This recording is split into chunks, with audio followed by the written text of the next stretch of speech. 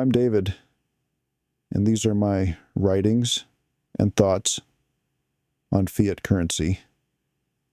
Fiat currency, the economics of control. A systemic analysis of fiat money and power. I will first endeavor to summarize my thoughts regarding this video. In this video, I dive deep into what I believe is the pinnacle of economic deception, fiat currency. I argue that fiat isn't just about mismanagement or corruption. It's a sophisticated tool for control, deeply embedded in our governance and capitalism. But let's be clear. I'm not saying capitalism is inherently bad. Rather, it's the combination with fiat that breeds corruption. I'll explore the inherent flaws of fiat money, particularly how its limitless creation leads to inflation, which I describe not as an accident, but as a form of social engineering. We'll see how this encourages consumption over saving, influencing our societal values towards instant gratification. I also discuss the Cantillon Effect, where those closest to new money benefit the most, creating an economic aristocracy. We'll then look at how central banks use monetary policy as a political tool. I'll give examples like the post-2008 bailouts and the Federal Reserve's actions during the recent pandemic to show how these policies redistribute wealth in favor of the elite. Moving to the psychological side, I'll explain how fiat money shifts our trust from tangible assets to abstract values, a crucial aspect for maintaining control. I'll also highlight how the complexity of financial systems is not accidental, but designed to obscure real power dynamics. I introduce alternatives like commodity-backed currencies and cryptocurrencies, emphasizing their potential for decentralization and economic democracy.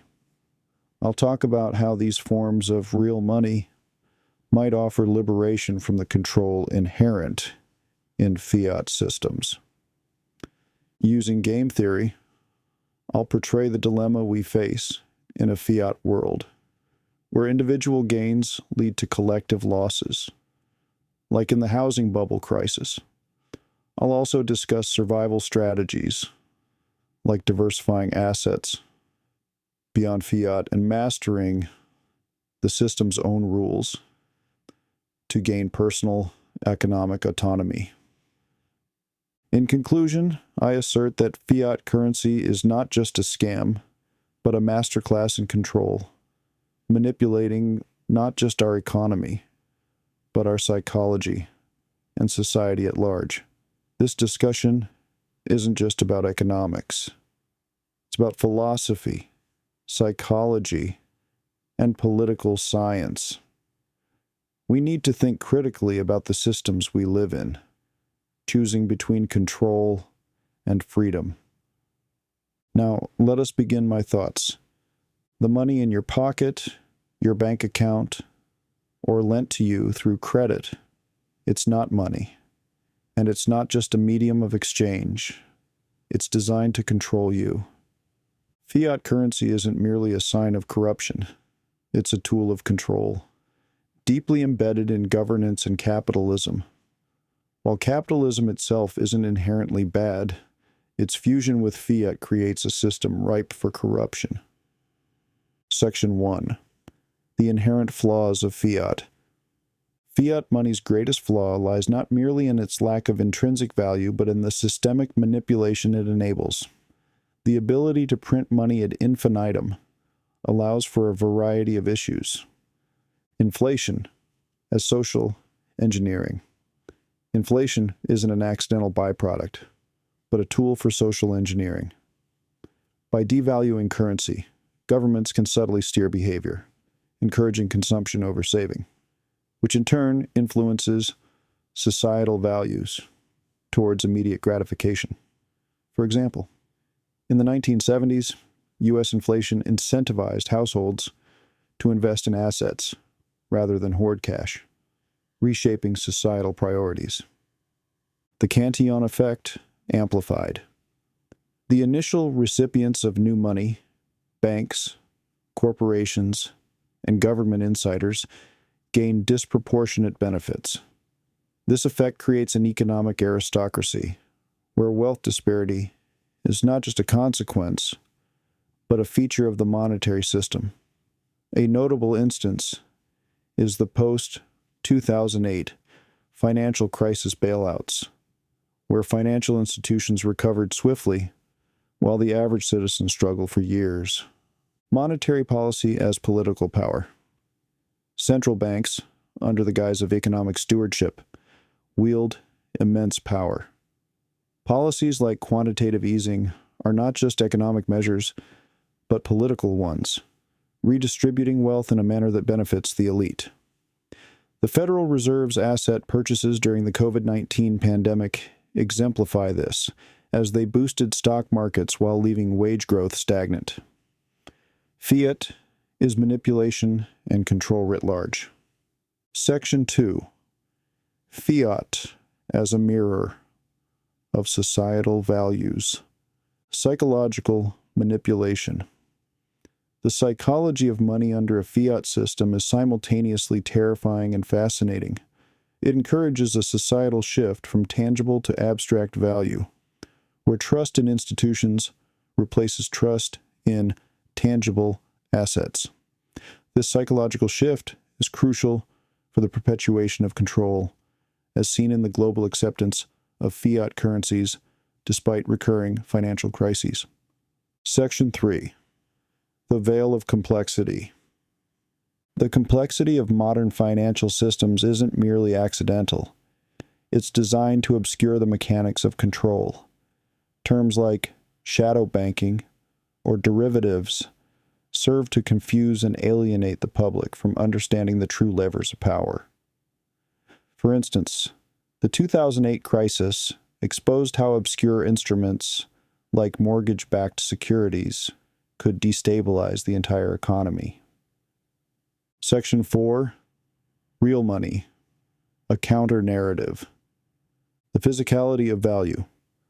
Commodity-backed currencies or cryptocurrencies offer a counter-narrative where value is not decreed but discovered or mined.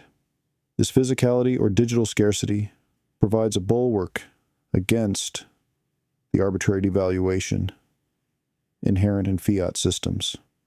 Gold's resilience during economic turmoil and Bitcoin's rise as digital gold illustrate this point. Decentralization as liberation. Real money, especially in the form of blockchain-based currencies, promotes a form of economic democracy, where power is not centralized but distributed among users, challenging the very structure of modern financial hegemony. Cryptocurrencies, like Ethereum, have enabled decentralized finance, DeFi, which bypasses traditional banking systems. You can bank yourself and engage in exchange of value globally without the need for a central banking authority. Freedom in banking, individualized. Section 5. The game theory of fiat. Prisoner's dilemma in economics. Each individual within a fiat system is caught in a game-theoretic dilemma where personal gain through debt and spending is incentivized, but collective ruin through inflation and economic bubbles is the result. For instance, the U.S. housing bubble of the mid-2000s demonstrated how individual profit motives contributed to systemic collapse. The Nash equilibrium of wealth. The equilibrium in a fiat system is not one of fairness or balance, but one where the elite maintain their wealth through first access to new money, while the masses are left with devalued currency. This perpetuates cycles of inequality, as evidenced by the widening wealth gap in developed economies. Section 6. Strategies for survival in a fiat world. Asset diversification. Beyond fiat, the astute individual must look beyond traditional savings towards assets that hold or appreciate in value independent of fiat money's decline. Real estate, precious metals, art, or even digital assets, like Bitcoin, provide hedges against currency devaluation. Mastering the system.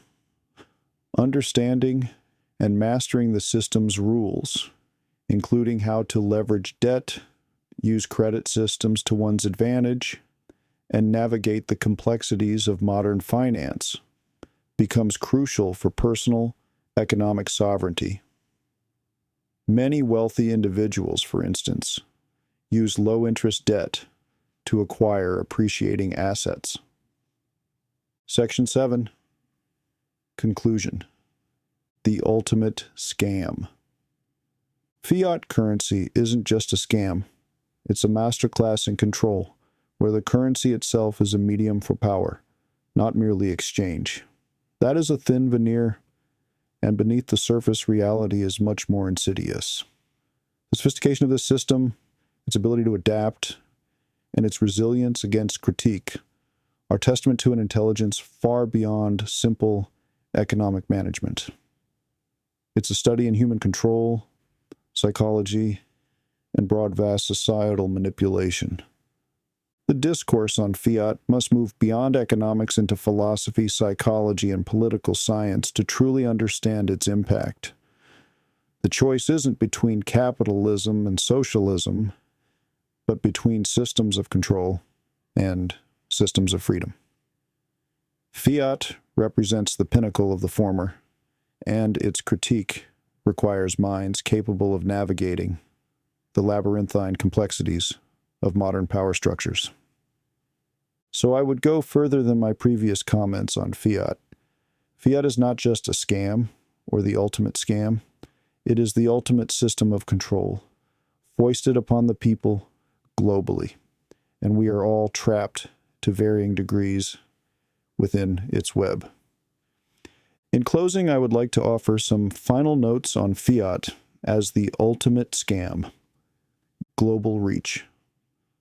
Unlike the other examples, which might be localized or affect specific demographics, fiat currency impacts every individual in every country that uses it.